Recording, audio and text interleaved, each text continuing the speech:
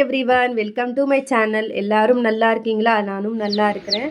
நாங்கள் ஒரு லாங் ட்ரிப்புக்கு தான் போயிட்டுருக்கோம். போகிற வழியில் ஒரு டீ குடிச்சிட்டு எல்லாருமே ரிலாக்ஸ் பண்ணிவிட்டு மறுபடியும் காரில் ஏறி போயிட்டோம். நல்லா ஜாலியாக பாட்டு கேட்டுட்டு என்ஜாய் பண்ணிகிட்டே போனோம். காலையில் போய் ரீச் ஆகிட்டோம் வேளாங்கண்ணிக்கு. முதல்ல டிஃபன் சாப்பிட்டுட்டு அதுக்கப்புறம் பீச்சுக்கு போகலான்னு சொல்லி சாப்பிட்டோம். அவ்வளோ ரெக்கடாக பிஹேவ் பண்ணுறாங்க அங்கே ரோட்டு கடையில் இருக்கிற ஆன்டிஸுங்க.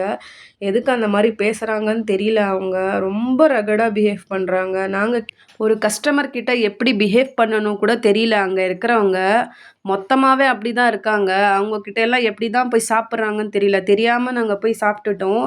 எங்கள் மாமாவுக்கு ஃபுல்லாக டென்ஷன் ஆகிடுச்சு. ஃபுல்லாக கத்திட்டார் அவர். அப்படி பேசுகிறாங்க அந்த ஆண்டி. அதுவும் அந்த தோசையும் அந்த சட்னியை பார்க்கணுமா, சட்னியா இல்லை தண்ணியா, நீங்களே கன்ஃபியூஸ் ஆகிடுவீங்க. அப்புறமா நாங்கள் பீச்சுக்கு போயிட்டோங்க. நான் கால் மட்டும் நனைஞ்சிக்கிட்டேன். ஏன்னா என்னால் சுத்தமாக முடியல. ரொம்ப டீஹைட்ரேட் ஆகிடுச்சு. வெயில் தாக்கம் என்னால் தாங்க முடியல. எப்படா ரூமுக்கு போகலான்னு இருந்தேன். அப்புறமா ஒரு ஜூஸ் குடிச்சிட்டு ரூமுக்கு போயிட்டேங்க. ரூமுக்கு போயிட்டு எல்லாரும் 3 மணிக்கு தான் எந்திரிச்சாங்க. அப்புறம் பசி தாங்க முடியல. எனக்கு படபடன்னு வந்துடுச்சு. எங்கள் அங்கிளுக்கு கால் பண்ணி, அங்கிள் எனக்கு ரொம்ப பசிக்குது, வாங்க அங்கிள். நானும் எங்கள் அங்கிள் ஆண்டி போய் ஃபஸ்ட்டு சாப்பிட்டுட்டோம்.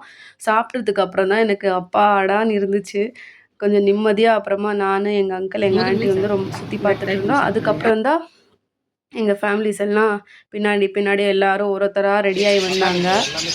நல்லா உள்ளே போயிட்டு எல்லா இடமும் சுற்றி பார்த்துட்டு ரிலாக்ஸாக இருந்துச்சு.